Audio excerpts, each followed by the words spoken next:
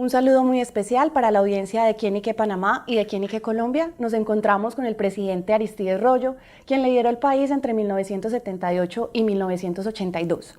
Ahora es un orgulloso director de la Academia Panameña de la Lengua, que es uno de los cargos que más le agrada. Bienvenido, presidente. Bienvenidos a ustedes y muchas gracias por la entrevista.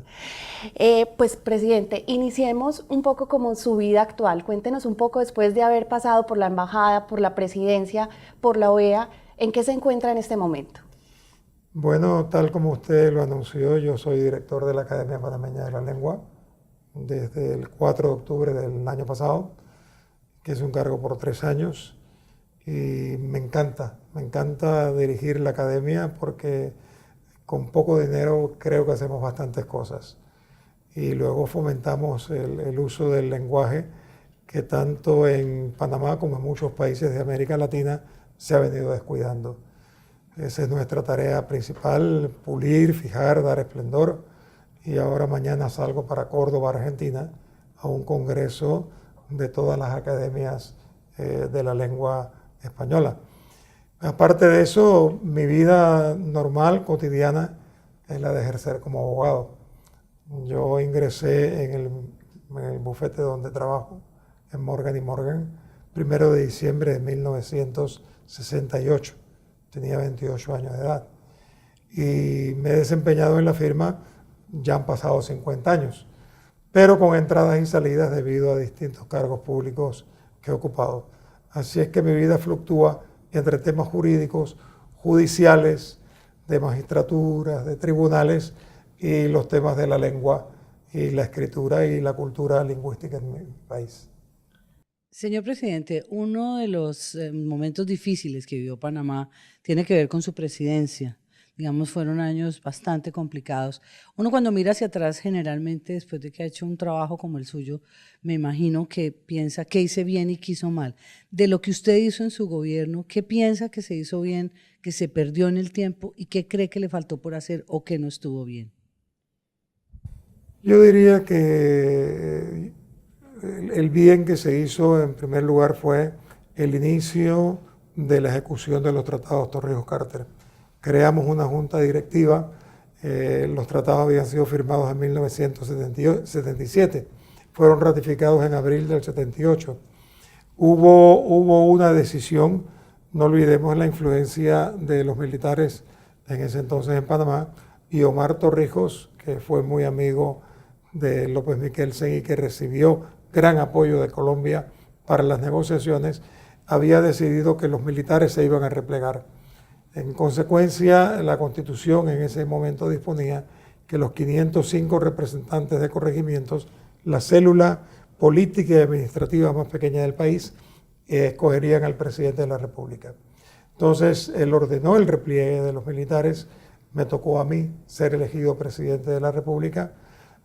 Tomamos una serie de medidas, naturalmente, para la ejecución de los tratados, con algunas dificultades porque del Congreso norteamericano emanó una ley, la Ley 9670, que a nuestro juicio violaba los tratados porque ponía en manos de la Junta Directiva, en la cual los norteamericanos eran 5 y nosotros 4, ponía en manos de la Junta Directiva una serie de conductas, de decisiones que se las quitó para dárselas al Departamento de Estado. Entonces le quitó esas atribuciones y las traspasaron, y frente a eso hicimos una buena cantidad de protestas.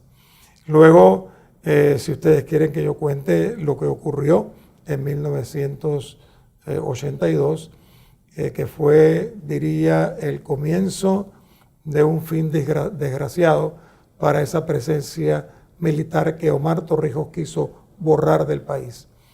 Resulta que cuando Torrijos muere en un accidente, del cual se ha especulado mucho, pero fue un accidente porque no hay una sola prueba de que hubiese habido un atentado y sí abundantes pruebas de que ocurrió un accidente. Los militares forzaron la renuncia de su comandante, que era un hombre que no iba a atentar en absoluto contra el poder de los civiles. Lo forzaron a renunciar al coronel Flores. Quedó entonces el coronel Flores, que se hizo general, lo nombraron general, y Al cabo de 7, 8, 9 meses estalló una especie de crisis porque los militares consideraron que el civilismo no era capaz de frenar los embates de la oposición y que ellos tenían que tomar una serie de medidas. En consecuencia, yo presenté la renuncia. Luego eligieron a mi sucesor, que era mi vicepresidente, le forzaron la renuncia al año y medio y luego se escogió ya en voto popular y directo al doctor Nicolás Ardito Barletta. A los 11 meses los militares le forzaron la renuncia y luego su sucesor, Ricardo Arturo del Valle, fue también forzado a renunciar unos meses después porque se atrevió a destituir al comandante. Esa especie de comienzo del fin duró hasta 1989. ¿Usted siente que eso fue malo, que no podían pararlo, que hubiera podido hacer algo? Fue muy difícil porque al fin y al cabo ellos eran el poder armado y si bien se organizó una cruzada civilista contra Noriega, con todo lo que la cruzada civilista hizo, no lograron que saliese del poder, a pesar de que le habían dado los Estados Unidos en conjunto con otros países que iban a servir hasta de garantía. De la salida de él, le iban a quitar los autos de enjuiciamiento, iba a poder vivir algunos años fuera, iba a dejar el poder. Pero luego, dentro de la propia institución, no le permitieron a él y él no tuvo la fortaleza para atreverse a renunciar. Se quedó allí, se produjo una malhadada invasión que los panameños no podemos consentir, porque en caso de que ellos, no podemos estar de acuerdo con ellos, porque en caso de que ellos hubieran decidido la salida de Noriega, métodos y técnicas hubieran tenido para desarrollar su acción y no la invasión con multitud de helicópteros, de aviones, la agresión a un país que todavía no se sabe cuántas personas murieron y que todavía hay fosas comunes que no han sido encontradas. Bueno, presidente, antes de iniciar esta entrevista, usted nos manifestó que en Panamá no se escucha la voz de los expresidentes y los líderes que han gobernado este país. Cuéntenos por qué es muy importante que ustedes los tengan en cuenta dentro del escenario político e institucional de Panamá. Yo no sé cuál es la falta de institucionalidad, en qué consiste. Los presidentes, algunos escribimos. Yo escribo puntos de vista, doy mi opinión, se toma en cuenta o no se toma en cuenta. Pero sí hay como un sentido de renovación permanente en Panamá y no hay esa institucionalidad. Aquí un presidente de la República, expresidente, no es considerada una persona capaz de influir en la opinión pública panameña. Es uno más, quizás también porque ha habido muchos presidentes. No olvidemos que Panamá ha tenido 55 presidentes de república entre 1903 y 1914. O sea que yo creo que en proporción hemos tenido más que Estados Unidos, que lleva 200 años de independencia. Así que la vida, el ritmo de la vida política ha sido muy distinto y a ustedes en Colombia les costó bastante también. No olvidemos que el Partido Liberal estuvo fuera del poder 30 años. A ustedes les costó, tuvieron la gran habilidad de hacer aquel pacto que se celebró en España, en que se iban a intercambiar presidentes conservadores con presidentes liberales. Es decir, en Panamá ha habido menos de eso, y luego también porque las figuras presidenciales cuando salen muy discutidas siempre, muy discutidas, y hay una especie de juicio negativo sobre las figuras de los presidentes, porque se tiende más a atacar que a reseñar las virtudes. Señor presidente, escuchándolo y sabiendo que es el director de la Academia de la Lengua, creo que debería ser también de la Academia de Historia, porque es impresionante cómo es escuchar la historia a través de sus palabras. Algo que me llama la atención es lo que usted escribe de ese proceso tan doloroso que vivió Panamá desde su gobierno, con la intervención militar, la salida de Noriega. Yo estuve como periodista y lo viví, los helicópteros, cómo lo sacaron. Estamos viviendo en América Latina una situación que amenaza, son tiempos distintos, con terminar igual, es Venezuela. ¿Usted cómo ve la situación de Venezuela y la intervención directa que está tomando Estados Unidos frente al tema de sacar a Maduro a la fuerza? Fíjese que yo le voy a dar un punto de vista que a lo mejor va a resultarle un poco distinto de muchos puntos de vista. Más que plantearse el tema de la democracia, el tema de los poderes que hay en Venezuela, donde hay un ejecutivo que claramente domina sobre el tribunal electoral, sobre la justicia, desde luego no domina sobre la asamblea legislativa venezolana, y de ahí ha venido el gran problema. El problema, más que plantearlo sobre si se está actuando democráticamente o no, que a mi juicio no se está actuando de conformidad con las normas de la democracia, es si un presidente llega un momento en que tiene que ponerse el pensamiento en su cabeza de si él le está haciendo daño o beneficio a su país. Si en Venezuela resulta que la explotación del petróleo, en lugar de tener un crecimiento, tiene una merma considerable. Si la inflación para este año 2019 se calcula en 10 millones de %, uno no es capaz de entender, nadie es capaz de entender qué significan 10 millones. Recuerda aquella pérdida de Alemania en la Primera Guerra Mundial, donde una ama de casa para comprar una hogaza de pan tenía que gastarse 15 millones de marcos. ¿Cómo es posible que eso se entienda, ese tipo de inflación? Bueno, el daño económico en Venezuela ya lo están, aparte del político, lo están manifestando la gente en las calles. ¿Pero entonces justifica lo que está pasando? No, digo, desde afuera. Colombia ha sido un país, acaban de crear Prosur, es toda una presión. Lo que yo quiero saber es si usted cree que eso va a funcionar como funcionó. Bien o mal funcionó, sacaron a Noriega. Bueno, yo no puedo hablar ni tampoco justificaría una invasión, no la justifiqué para mi país, mucho menos para Venezuela, porque ahí hay muertos y heridos, y en el caso de Venezuela habría muchos. Yo creo que la oposición venezolana lo ha dicho claramente también, salvo alguna excepción, pero lo han dicho claramente que la invasión no. Ahora, el diálogo va a ser muy difícil si no hay presión. Yo creo que, hubo Bonjab cuando luchaban con los vietnamitas para liberarse del problema de la presencia norteamericana, que terminaron venciendo en la guerra a Estados Unidos. Bonjab decía que la diplomacia era como un gong, Si no se le hacía sonar constantemente, en el caso de Vietnam por la fuerza de las armas, no iba a producir ningún resultado. Le costó 9 años las conversaciones y terminaron liberando su país. Yo creo que la presión internacional es grande, no es todo lo grande porque entonces el mundo se divide.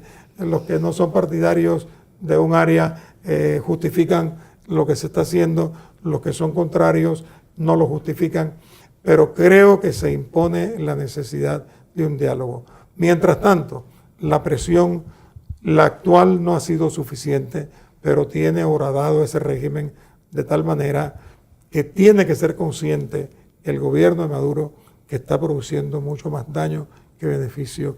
No hay medicinas, no hay útiles escolares, las universidades no funcionan bien, hay una especie de caos y quien está protestando realmente es el pueblo venezolano y ese es el que está sufriendo.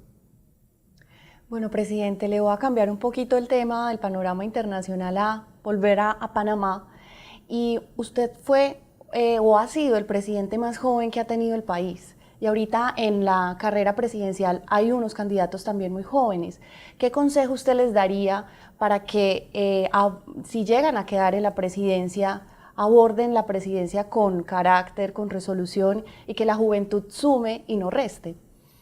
Bueno, primero pedirles honestidad, porque yo estoy asombrado de la cantidad de promesas que se están haciendo. Prácticamente no hay problema en el país que los candidatos no prometan resolver. Yo estoy deseando que alguien diga, bueno, yo estoy seguro que este problema no lo voy a poder resolver, pero por lo menos voy a poner unos hitos para tratar de resolverlo. Pero como eso posiblemente los candidatos sienten, que les resta votos, entonces se lanzan a una especie de carrera desenfrenada. Sin embargo, les digo que me hace un poco feliz a mí en una campaña electoral panameña, que hasta ahora no hay ismos ideológicos que nos permitan a nosotros sentir algún temor de lo que venga. Ni siquiera la gente del FAT, que son calificados de izquierda por unos, de ultraizquierda por otros, pero yo creo que somos un país feliz en el sentido de que la gente promete la vivienda, promete la comida, promete mayor trabajo, prometen cantidad de cosas, pero me preocuparía más que alguien prometiera poner en peligro la seguridad jurídica, que alguien prometiera poner en peligro la enseñanza privada en el país, que alguien prometiera poner en peligro la libertad que hay en este país. Presidente, y si eligiera usted uno de tantos asuntos por resolver en Panamá, ¿cuál sería ese al que usted le daría toda la prioridad?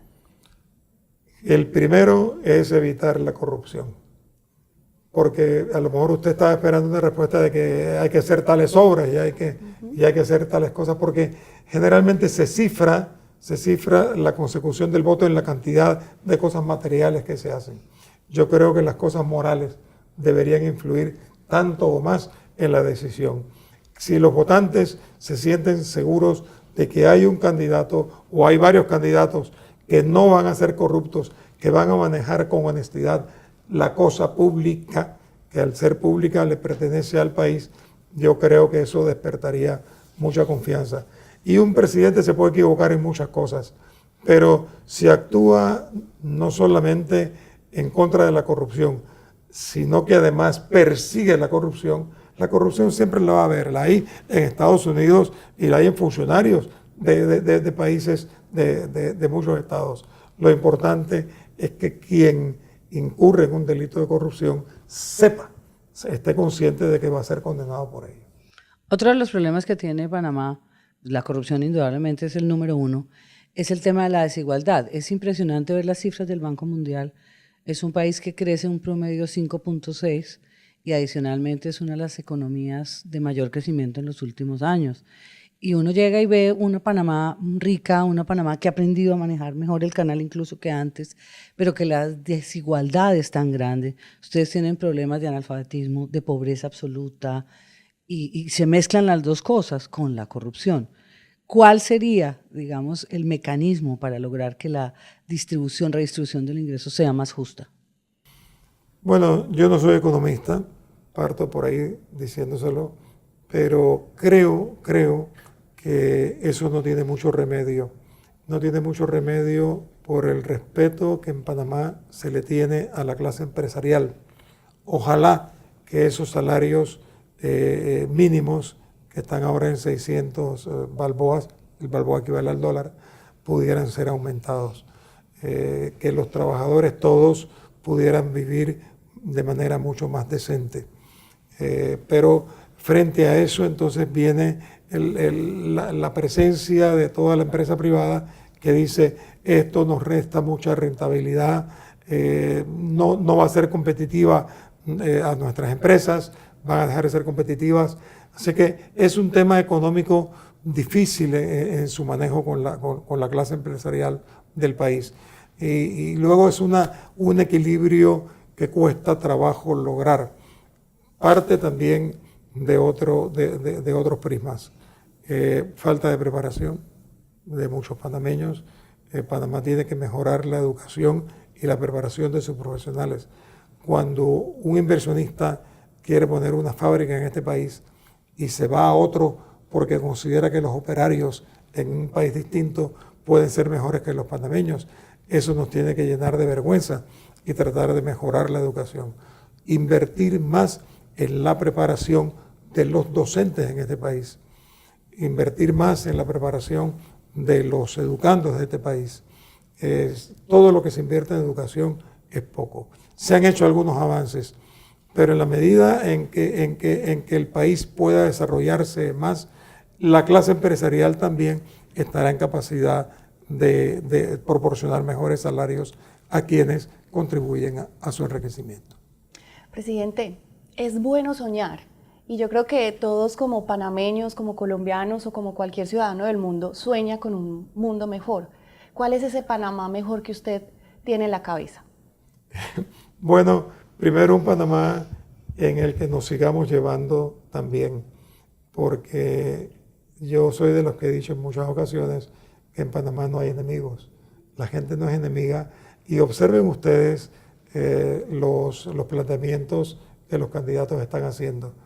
Cuando uno ve la crispación, no voy a mencionar países, pero cuando uno ve la enorme crispación, los diputados que ni siquiera se hablan en los pasillos o en los salones de los pasos perdidos de distintos congresos, yo digo qué felices somos los panameños en que los políticos logran conversar, en que la gente logra entendimientos. Este es un país muy pacífico, Panamá, y no hemos tenido una guerra civil, no hemos tenido ninguna guerra en Panamá. Ustedes en Colombia han tenido guerras civiles que tiñeron prácticamente todo el siglo XIX y buena parte del XX. Y ahora todavía, que ya tienen un acuerdo, todavía hay personas que están discutiendo la efectividad del acuerdo y es como una cosa de nunca parar. Colombia no se merece eso porque tiene muchas cosas buenas. Y aprovecho aquí para decirlo. Recuerde que nosotros fuimos colombianos 83 años, así que conocemos bien el país. Pero es importante en un país como este, primero que se mantenga la armonía, que se mantenga la conversación en la clase política y que cada uno trate de hacerlo mejor. Yo no estoy contento con muchas cosas de mi país. Yo quisiera que un órgano legislativo se dedicase nada más que a legislar. Bueno, eso no ocurre. Reciben partidas, hacen obras, etcétera, etcétera, y eso se presta a comentarios de corrupción y en algunos casos está probado que sí hay algo de corrupción. No somos un país ideal, somos un país formado por seres humanos. Nos falta mucho todavía para nuevas conquistas, pero poco a poco el país va mejorando. Yo soy muy positivo con lo que veo en mi país y estoy siendo muy positivo con lo que estoy viendo en el clima electoral. Nada más que ruego que todas esas promesas que se están haciendo puedan ser cumplidas. Algo que me llamó la atención previamente a su entrevista, nos comentaba cómo los partidos están colapsando. Es lo mismo que pasó en Colombia. Pasamos de tener 2 partidos, un partido de izquierda, o sea, 3 partidos, a tener muchísimos partidos. ¿Usted cree que Panamá está viviendo una situación similar y que puede subir o el populismo o los candidatos independientes? Bueno, cada país tiene sus peculiaridades, Panamá las tiene también, pero a mí me preocupa enormemente que la clase política no esté consciente de que hay ya una reacción por los abusos que esa clase política ha cometido. No se puede seguir dando algunas situaciones que hagan sospechar a una buena cantidad de ciudadanos que los entendimientos que se producen en los 3 órganos del Estado se van mucho más allá de la armónica colaboración, porque están afectando la independencia. Esa armónica colaboración debe garantizar la independencia de los 3 órganos del Estado. Eso a veces no se está cumpliendo, y cuando no se está cumpliendo hay una desarmonía, hay una ruptura del equilibrio político que tiene que existir en este país. Bueno, presidente, para finalizar, a mí me gustaría que le mirara a los ojos a los panameños y les diera su consejo para estas próximas elecciones. ¿Qué les pide usted a ellos para que cuando lleguen a las urnas tomen una buena decisión? Sencillamente que voten no por la persona que más ofrezca, voten por la persona que ustedes sientan más confianza en que lo que está ofreciendo va a luchar para tratar de cumplirlo. Muchísimas gracias, señor presidente. De verdad fue muy interesante escucharlo y es de verdad hacer un gran repaso de la historia. Muchas gracias. Gracias a ustedes por la entrevista. Bueno, muchísimas gracias, señor presidente, por aceptar esta invitación, y a la audiencia de Quién y Qué Panamá y de Quién y Qué Colombia los invitamos a que sigan esta secuencia de entrevistas que realizaremos con Daisy Cañón, nuestra consejera editorial. Y también los invito a que nos sigan en nuestras redes sociales. Estamos como Quién y Qué Panamá en Twitter, Facebook e Instagram.